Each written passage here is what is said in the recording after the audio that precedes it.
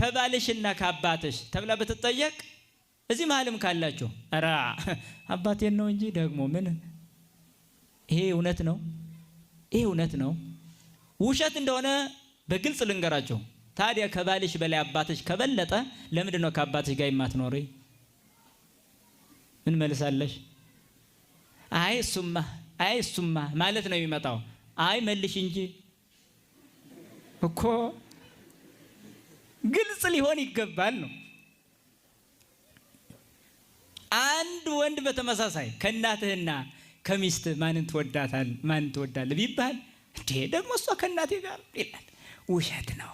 ተው ዝም ብለህ አይ ነው በቃ። መጽሐፍም አይደግፍልህም፣ ህሊናህም አይመሰክርልህም።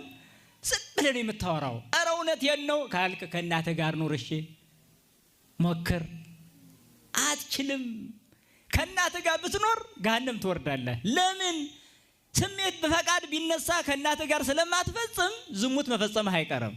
በዚህ ሰዓት ገሃነም ትወርዳለህ። አየህ፣ እናትህ ከኃጢአት አላዳነችም፣ ሚስትህ ግን ከኃጢአት አዳነች። አልበለጠችም። ከእናትህ በላይ ልትወደድ አይገባም፣ ልትከብር አይገባም። ታዲያ ሚስትህ አስበሃል? አንቺም ከአባትሽ በላይ ባልሽ ምን ያህል ከኃጢአት እንደጠበቀሽ አታውቂም? ፈቃደ ስጋ ቢነሳብሽ ባልሽ ባይኖር ኑሮ ከሌላ ጋራ መፈጸምሽ አይቀርም። በዚህ ሰዓት ከህጉ ውጭ ሆነሽ፣ ከህጉ ውጭ ከሆንሽ ደግሞ ወደ ገሃነም ትጣያለሽ። ስለዚህ ከገሃነም ያዳነሽ ማን ነው? ባልሽ።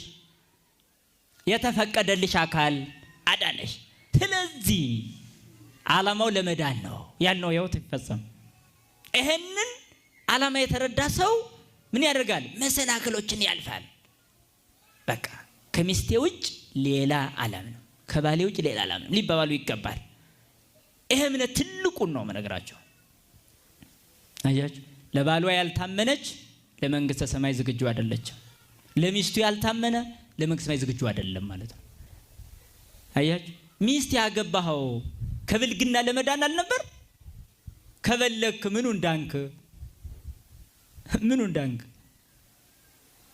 ባል ያገባሽው ከዚህ ኃጢአት ሌላ ወንድ ከመመኘት አካላዊ ቅርርብ ባይፈጸም እንኳን ህሊናዊ ስሜት በሌላ ወንድ የመርካት ስሜት ከታየብሽ ኃጢአት ነው።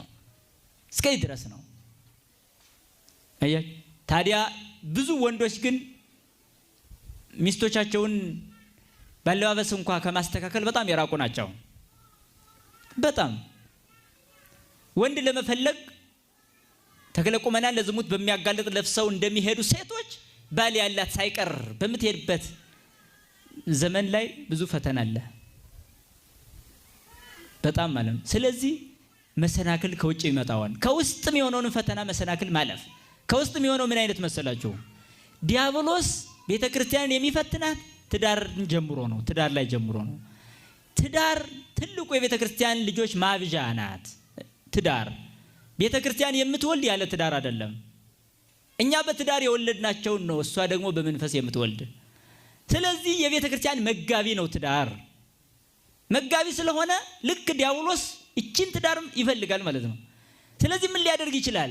ቀጥታ ጥቂት ዓመታት አብሮ ከኖሩ በኋላ በባል ላይ ትልቅ ኃጢአት ይጭንበታል። ምን ብሎ? ሚስትህ እኮ ያንተ አይደለችም፣ ያጠራጥረዋል ማለት ነው።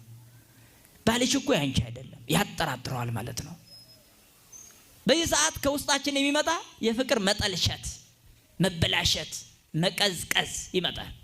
ያሞትልሻለሁ፣ ወድሻለሁ ሲባል የነበረው ቋንቋ በሙሉ ይጠፋና እሷን ማየት አልፈልግም ወደ ማለት ይመጣል።